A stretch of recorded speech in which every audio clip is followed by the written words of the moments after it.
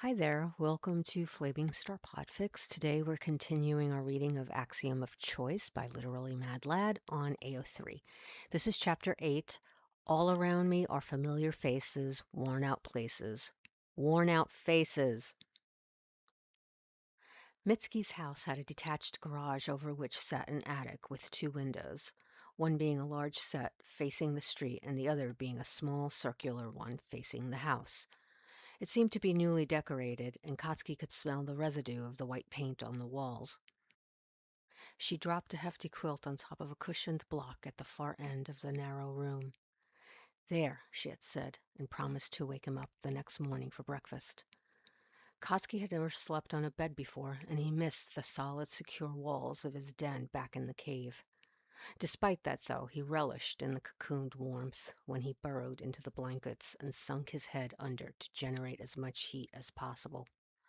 He couldn't do that as well with Deku and the assistant's clothes back at his den. Upon daybreak, Katsuki awoke to the sound of the stairs creaking and a knock sounding on the hatch. It lifted with a courteous, "Hope you're decent." Katsuki crawled out from under the covers to kneel beside the hatch and take the clothes Mitsuki offered.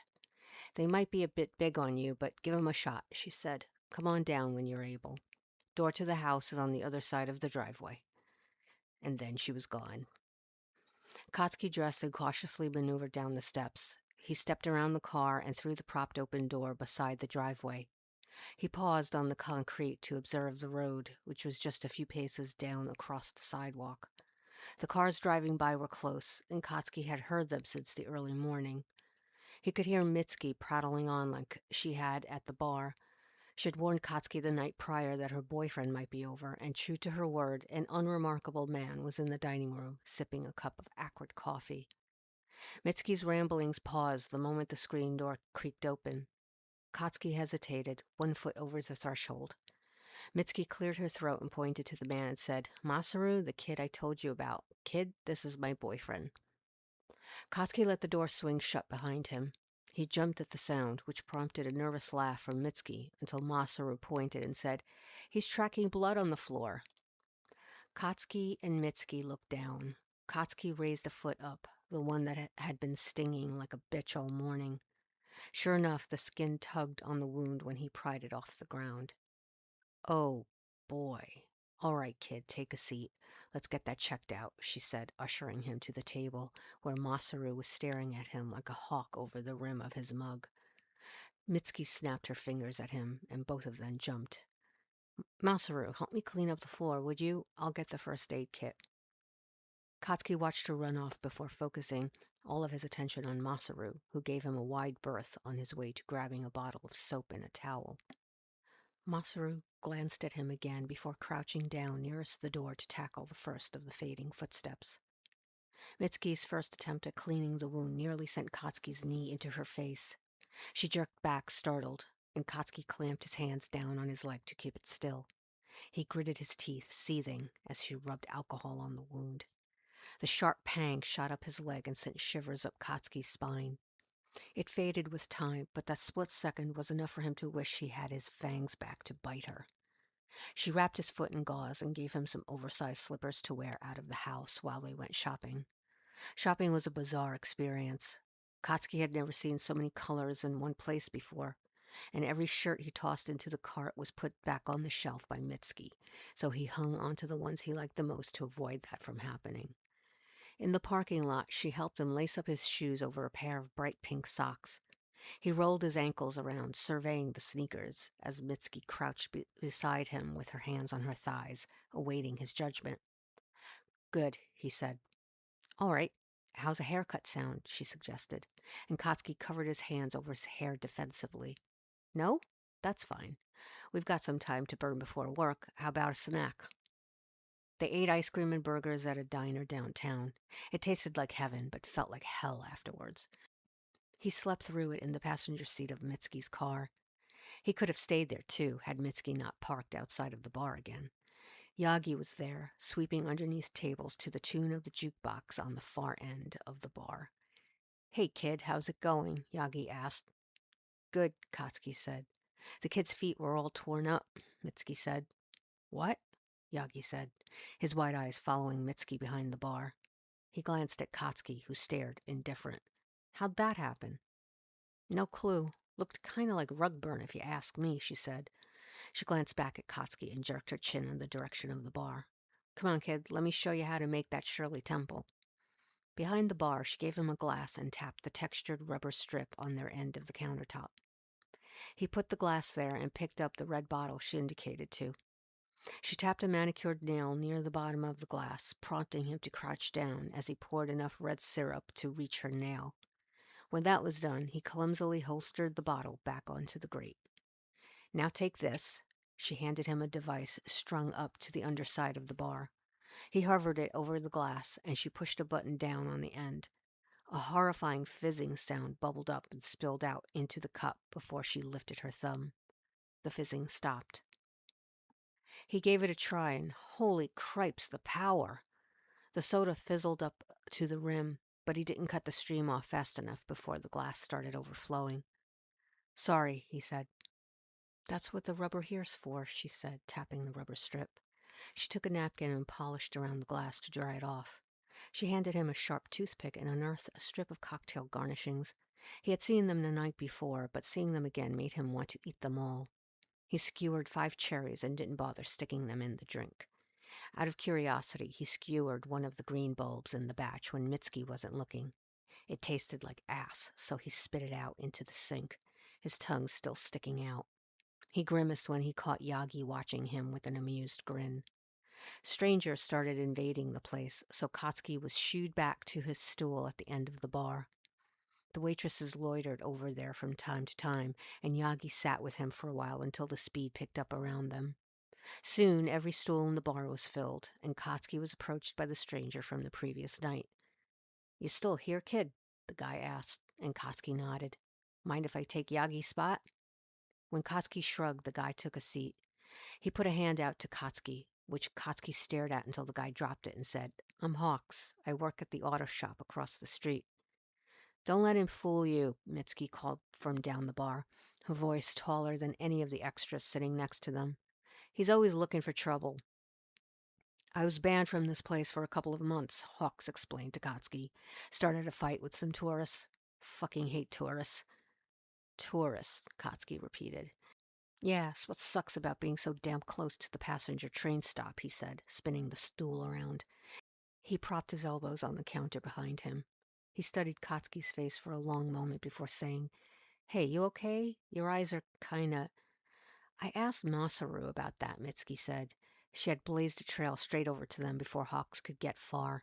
He thinks the kid doesn't have pigment in his irises or something, so it's just red like his retinas. Gross, Hawks laughed. Kinda cool, though. Yeah, I know it's none of my business, but I'm thinking about asking Dr. Yaoyorozu to do me a favor and take a look at his eyes, she said. Just sort of noticed that he kind of misses things. Like what?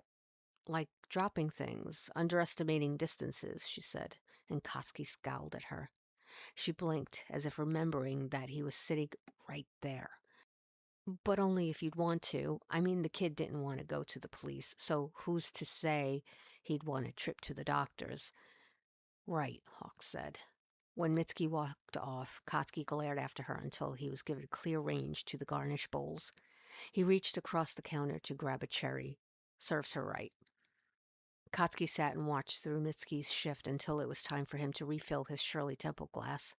He snuck behind the bar, and halfway through using the soda gun, a customer came up and asked for a Coke. Hawks hummed and said, It's the second button, kid. You're gonna need a new glass.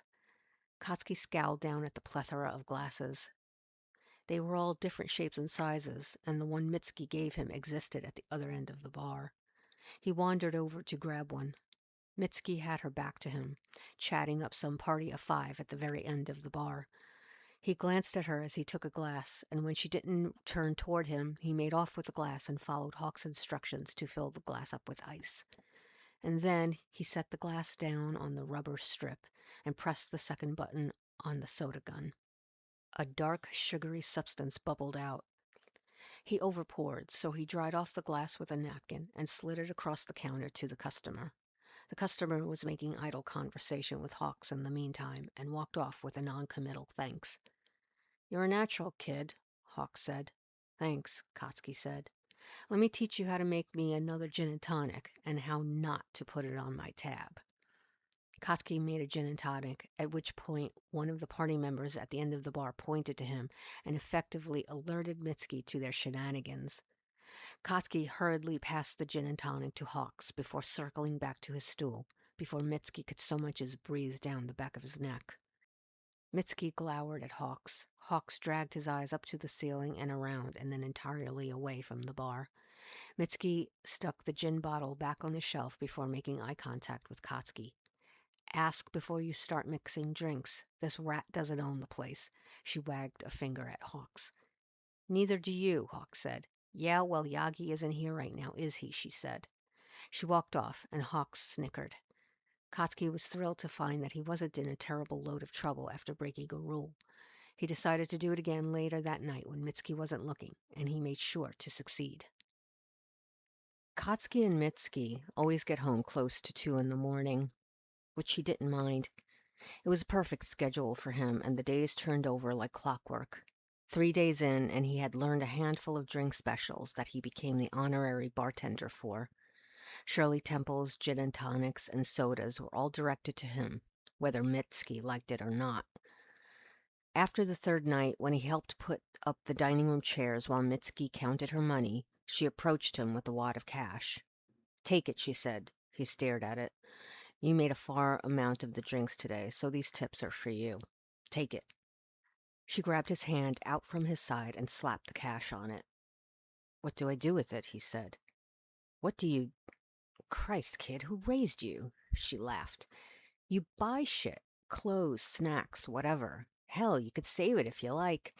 Don't be worrying about food, though. We've got you covered. Yagi doesn't mind you sneaking food from the kitchen for meals. He didn't quite know what that meant, but decided that he'd learn about it soon enough. He was good at keeping things, and so he added the money to his den above the garage. Specifically, he hid it under the rug that ran down the length of the narrow room. The money accumulated. What started as a single corner of the rug turned into a row at the end of the rug, and then along the perimeter. He started to recognize customers and remember names. Not that he used them. Once he learned the menu, he discovered that their Friday night fish fries were his favorites, and if he could have them every day, he would. The fish market's just down the road. You can't miss it, one of the customers told him. So he investigated the next day. It was the first time he went out alone without Mitsuki or Yagi, so he was wary of all the unfamiliar faces gathered around the market. The market was identified by a massive weathered wooden sign the size of a house. It was shaped like a fisherman in a bright red apron, holding up a swordfish. Katsuki checked his pocket. Mitsuki said fish was sold by the pound, and he could get as much salmon as he wanted for $10. The place was cold and smelled like the coastline, metallic with raw dead fish. He marveled at them, all laid out on ice like they were on a silver platter just for him. The tank of lobsters was especially compelling, but without his regular teeth, that would be difficult to take a bite out of. He couldn't eat lobster anymore, even if he wanted to. Katsuki pressed his index finger to what remained of his fangs. His canines were still sharp, which he was grateful for. Looking for something in particular? The cashier asked, and when Katsuki looked up at the familiar voice, the cashier gasped. Oh, you're Mitsuki's nephew. The Bakugos and I go way back, so I'll give you a discount, eh? Okay, Katsuki said. He pointed to the salmon and raised 2 fingers. The cashier handed him a bag of 2 neatly wrapped salmon in exchange for Katsuki's cash. Katsuki nearly walked away without getting change and would have kept walking had he not been distracted by conversation behind him. Been a while. It has. I'll take a pound of your cod, please. Katsuki blinked. He couldn't mistake that voice. Every sound Katsuki had ever heard was so meticulously filed away in his brain that hearing the assistant now was like hearing her just a minute before. Katsuki's eyes snapped in her direction, his eyes locking onto his target. Her hair was tied back into a slick black ponytail that fell to her mid-back, cascading around a dense knitted scarf. Her breath clouded in front of her when she thanked the cashier and turned to leave. She caught his eye and held it. Her feet stuttered against the ground, heels clicking. An incomprehensible sound squeaked at the back of her throat before the bag nearly slipped from her hand. She caught it in both arms. Katsuki? She breathed.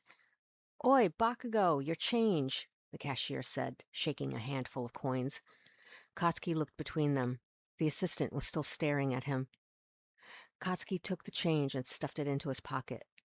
Thank you, he said to the cashier. Have a nice day, kid, and tell Mitsuki I said hi, he said. Katsuki nodded and watched the cashier walk off before he was once again confronted by the assistant, standing directly in front of him. Her eyes scanned his face, his shoulders, and down to his legs. Katsuki shuffled on his feet awkwardly. Right. The last time they saw each other, Katsuki couldn't stand. Now standing seemed to be all Katsuki did. You... she started slowly. She had grown deathly pale. Her skin looked about as gray as the scales on Katsuki's salmon. How? Katsuki had thought about it enough to warrant therapy. Still, he didn't have an answer. I don't know, he said. Your speech has improved a lot, she commented quietly. But you have... She let out a startled, manic laugh and shook her head, staring at his legs. Where's Midoriya? Katsuki frowned. Does he... The cashier said Mitsuki. How do you know Mitsuki? She asked. Considering how much Katsuki had thought about the state of his legs and lack thereof for his tail, he hadn't considered ever seeing the assistant again. In fact, he thought more about Deku than he ever did her, and it dawned on him that he really didn't want to talk to her. He started walking away, but was ground to a halt by the accomplice seizing his arm. Katsuki, we need to talk. No, he bit back, lips pulled into a familiar snarl. It came out animalistic and unlike anything Katsuki had observed from humans thus far. It was enough to snap the accomplice out of whatever convinced her that Katsuki wasn't, in fact, the predator she used to work with. She dropped her hand. The mortal terror had latched its claws on her expression again, a look he was familiar with from her. I don't want to talk to you, he said. Leave me alone. He walked off, and this time she didn't pursue him. The moment he was off the market premises, he paused to collect himself. He could feel the pulsing of his heart all the way up to his throat. His lips wavered as he exhaled, slowly. Out of the two of them, it just had to be the assistant. What was she doing here anyway? It wasn't fair. Shouldn't Deku have found him by now? Deku should have been back a month ago, but Katsuki hadn't heard a thing about him. Granted, he never talked about Deku. The only person who knew Deku was the accomplice, and he wasn't particularly inclined to ask anyone anyway. Surely Deku would find him on his own accord, on his own time. Katsuki had done his due diligence to find the cave again, to no avail. The old man had difficulty keeping up with Katsuki at the river, and was nervous to let Katsuki stray too far up the rapids. The farthest they came was a fork in the river, and Katsuki couldn't be sure which branch he came from. The old man had insisted they head back, so Katsuki obliged. If he couldn't find Deku, then he'd just have to wait for Deku to find him. Unless he doesn't want to bother with me anymore, Katsuki thought, vision blurring. Heat bubbled up behind his eyes and spilled over. He didn't want the accomplice. He wanted Deku back. Katsuki knew he was fully capable of existing on his own. He had proved it by now. He thought it might be easy to continue on the way he had up until that point. If he convinced himself there was never a chance he'd encounter Deku or the accomplice, then perhaps it really didn't happen. To just forget the cave ever happened. Katsuki rubbed his eyes and continued on. He hurried across the street and along the path that would take him back to Mitsuki's house. He was one bad thought away from falling into the pit he had gone down before, when faced with a fork in the river and no clear direction. Seeing Mitsuki, though, helped clear up some of those issues. He could tolerate life here so long as he would inevitably and consequently stumble upon Deku the same way he stumbled upon the accomplice. Mitsuki looked up from the stovetop with a faint smile that dropped at whatever expression she saw on his face. Hey, kid, how was the market? Bad, he said. Bad? How so? He swallowed thickly and set the bag of fish on the counter. Can't explain. I know how that feels. Seeing all the dead fish without their eyeballs kind of gets to you, she said, and made a grotesque noise, fingers crawling in the air. Katsuki grunted in response and went back to the side door. When asked where he was going, he declared that he was going to sleep. It wasn't entirely false, when in fact he did kick off his shoes and crawl into bed. But the matter of the fact was this: he was sick with mourning the life he had once had. Could he have survived in the cave? Had he acted too rashly? He regretted not waiting for Deku to return, even if it killed him. Still, that wouldn't stop him from living now in a constant state of dormant anticipation that would lie in the deep crevices of his mind, only to resurface in moments of stagnation. Katsuki groaned under the covers, turning onto his side with the blankets pulled around him. Fuck everything. And that was chapter 8 of Axiom of Choice. There is one chapter left. I'm a little bit sad. Are you sad? It's been a good story so far. And if you have enjoyed the story so far, please go to AO3 and let the author know that you have indeed been enjoying it. It's literally Mad Lad, but you can find the link in the description. The next and final chapter will be up soon. Thanks for listening.